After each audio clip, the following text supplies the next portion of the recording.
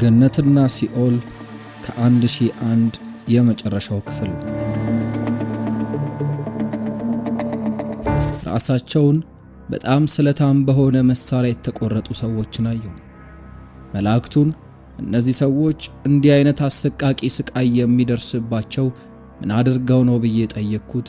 መልአኩም መልካምና ጠቃሚ ነገሮችን እንዲያስቡ አእምሮ በእግዚአብሔር ተሰጥቷቸው ነበር፣ ነገር ግን እነዚህ ሰዎች አስቀያሚ ነገሮችን ያስቡ ነበር፣ ሴሰኛ ነገርን ያስቡ ነበር ሲል በማቴዎስ ወንጌል ምዕራፍ 5 ቁጥር 28 ላይ የተቀመጠውን ሐሳብ ነገረኝ። ቀጥሎ ሰዎች ሲወጉና ሲቆራረጡ አየሁ። እይታው በጣም ዘግናኝ ነበር።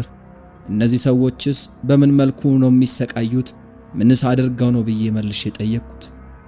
መልአኩም እነዚህ ቤተክርስቲያናቸውን ያላገለገሉ ሽማግሌዎችና ዲያቆናት ናቸው።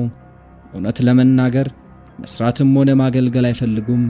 ይወዱት የነበረው ብቸኛ ነገር ከመንጋው መቀበልና መቀበልን ብቻ ነበር አለም።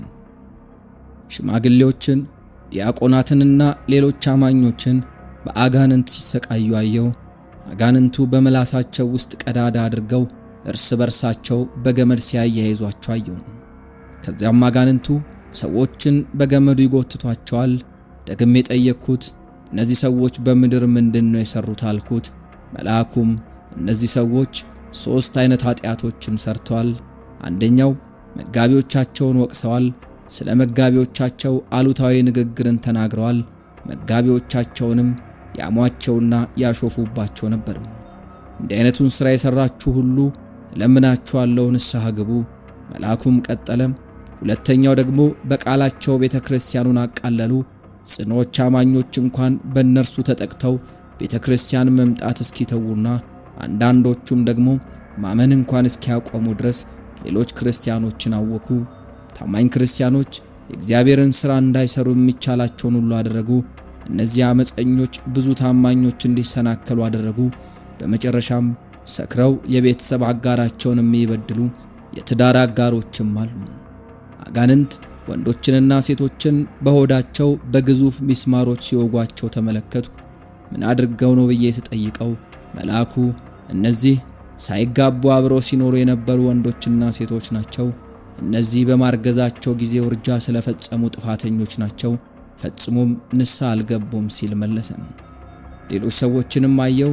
አንድ ሰው በስሱ ስጋን ወይም ደግሞ አታክልትን እንደሚሰነጥቅ አጋንንት ምላሶቻቸውን ይሰነጣጥቋቸው ነበር። እነዚህ ሰዎች በዚህ መልኩ የሚሰቃዩት ምን አድርገው ነው ብዬ ስጠይቀው መልአኩ እነዚህ ሰዎች ቤተሰቦቻቸውን በኃይለ ቃል የሚናገሩ ልጆችና ምራቶች ናቸው። ነገሮችን ከማባባስ ፋንታ ሊሉ የሚገባቸው ነገር ይቅርታ ማለት ብቻ ነበር። አብዛኞቹ ጸያፍ ቃላትን ተጠቅመዋል።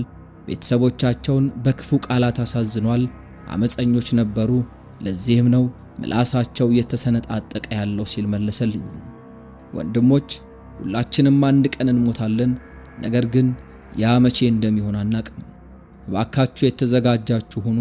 መዘጋጀት ማለት ወደ ገነት መሄድ ማለት ነው። መቼ እንሄዳለን አይደለም ጥያቄው። እባካችሁ አስፈላጊ በሆነበት ጊዜ ሁሉ እርስ በርሳችሁ ይቅር ተባባሉ፣ ንስሐ ግቡ።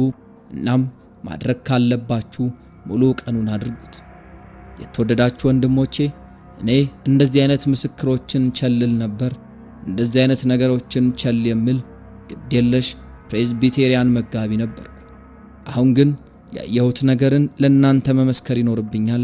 እባካችሁ ቅዱስ ሕይወትን ለመኖር እንዳታቅማሙ። እባካችሁ ይህንን የተመሰቃቀለ ስቃይና ፍርድ አስወግዱ። አሁኑኑ ዳኑ። ለስጋችሁ አትኑሩ፣ ነገር ግን ለእግዚአብሔር መንግሥት ተገዙ። እባካችሁ ኢየሱስን ለማያውቁት ጸልዩላቸው፣ ስበኳቸው፣ ፍሬንም አፍሩ። እባካችሁ ጠዋት በማለዳ ጸልዩ፣ እሁድንም ቀድሱ።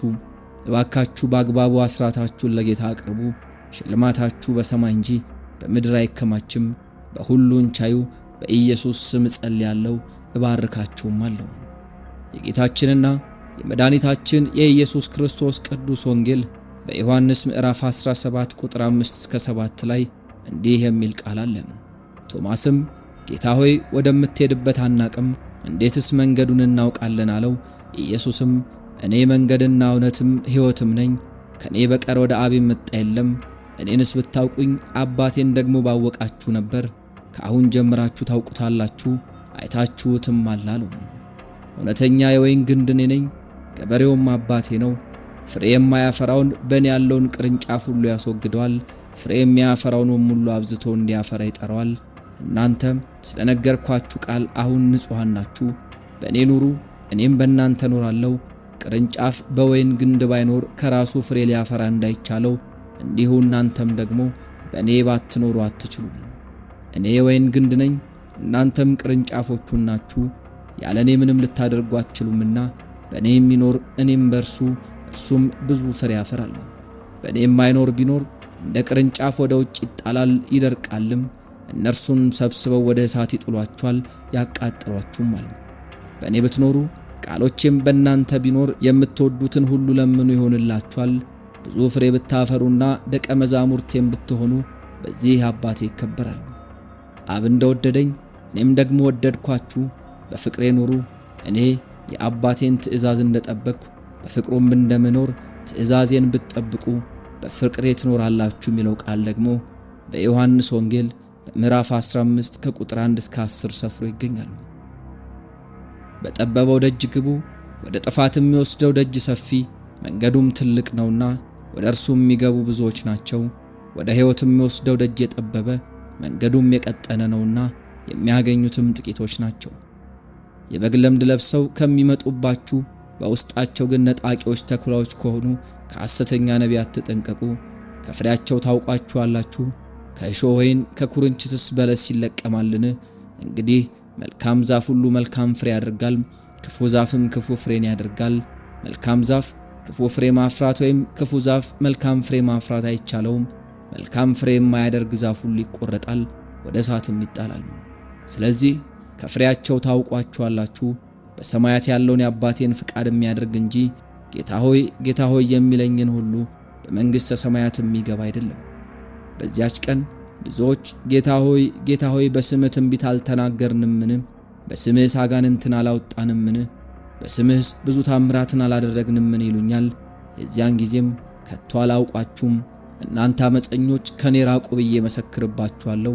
ስለዚህ ይህንን ቃሌን ሰምቶ የሚያደርግ ሁሉ ቤቱን በአለት ላይ የሰራ ልባም ሰውን ይመስላል። ዝናብም ወረደ፣ ጎርፍም መጣ፣ ነፋስም ነፈሰ፣ ያንንም ቤት ገፋው፣ በአለት ላይም ስለተመሰረተ አልወደቀም። ይህንን ቃሌን ሰምቶ የማያደርገው ሰው ሁሉ ቤቱን ባሸዋ ላይ የሰራ ሰነፍ ሰውን ይመስላል። ዝናብም ወረደ፣ ጎርፍም መጣ፣ ነፋስም ነፈሰ፣ ያንንም ቤት መታው፣ ወደቀም፣ አወዳደቁም ደግሞ ታላቅ ሆነ። በዮሐንስ ወንጌል ምዕራፍ 3 ቁጥር 16 እስከ 21 ላይ ነገር ግን እላለሁ በመንፈስ ተመላለሱ፣ የሥጋንም ምኞት ከቶ አትፈጽሙ። ሥጋ በመንፈስ ላይ መንፈስም በሥጋ ላይ ይመኛልና እነዚህ እርስ በርሳቸው ይቃወማሉ። ስለዚህ የምትወዱትን ልታደርጉ አትችሉም። በመንፈስ ብትመሩ ግን ከሕግ በታች አይደላችሁም። የሥጋ ሥራም የተገለጠ ነው፤ እርሱም ዝሙት፣ ርኩሰት፣ መዳራት፣ ጣዖትን ማምለክ፣ ሟርት፣ ጥል፣ ክርክር፣ ቅናትና ቁጣ፣ አድመኝነትና መለያየት፣ መናፍቅነት፣ ምቀኝነት፣ መግደል፣ ስካር፣ ዘፋኝነት ይህንንም የሚመስል ነው። አስቀድሜ እንዳልኩት እንደዚህ ያሉትን የሚያደርጉ የእግዚአብሔርን መንግሥት አይወርሱም። የመንፈስ ፍሬ ግን ፍቅር፣ ደስታ፣ ሰላም፣ ትዕግስት፣ ቸርነት፣ በጎነት፣ እምነት፣ የዋህነትና ራስን መግዛት ነው። እንዲህ ያሉትን የሚከለክል ሕግ የለም። የክርስቶስ ኢየሱስ የሆኑት ሥጋን ከክፉ መሻቱና ከምኞቱ ጋር ሰቀሉ። በመንፈስ ብንኖር በመንፈስ ደግሞ እንመላለስ። እርስ በርሳችን እየተነሳሳንና እየተቀናናን በከንቱ አንመካ። በዙፋንም የተቀመጠው እነሆ ሁሉን አዲስ አድርጋለሁ አለ።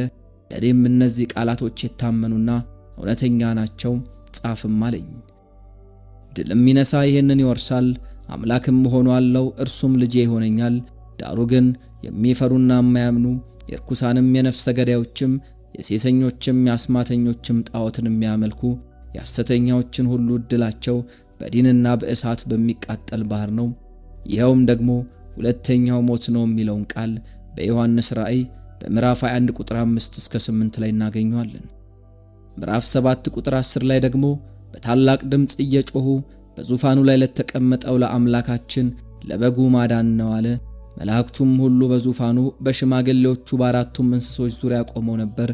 በዙፋኑም ፊት በግንባራቸው ተደፉ፣ ለእግዚአብሔርም እየሰገዱ አሜን፣ በረከትና ክብር፣ ጥበብና ምስጋና፣ ውዳሴም ኃይልም ብርታትም ከዘላለም እስከ ዘላለም ድረስ ለአምላካችን ይሁን አሜን አሉ።